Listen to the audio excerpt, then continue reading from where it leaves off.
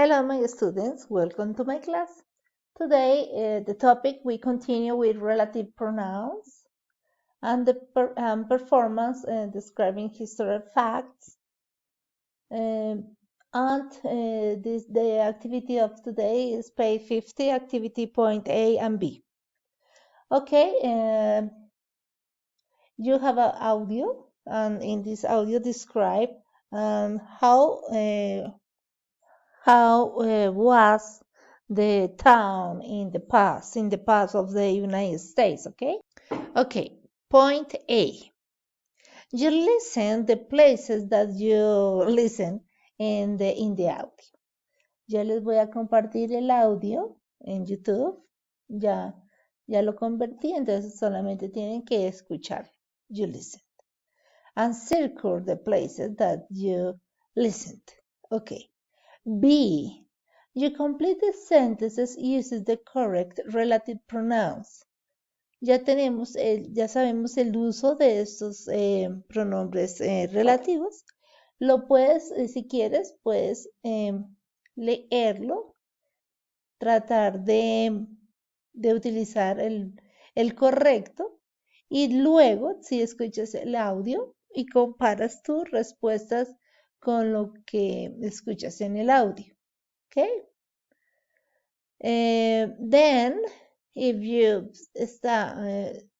you can listen, lo puedes escuchar y escuchar hasta cuando lo completes y estés seguro. Y para verificarlo, entonces yo te comparto this part. Te comparto this. Okay? It's difficult to listen, to read. Aquí yo creo que estaría bien. Entonces lo tratas de hacer, trata de hacerlo tú solito sin ver esta lectura para que hagas el ejercicio de escucha. Pero si realmente no entiendes mucho, pues te puedes apoyar con este ejercicio, ¿ok? Lo lees, vuelves y escuchas y después si completas el ejercicio de la página 50.b. ¿Ok? Espero haberme hecho entender.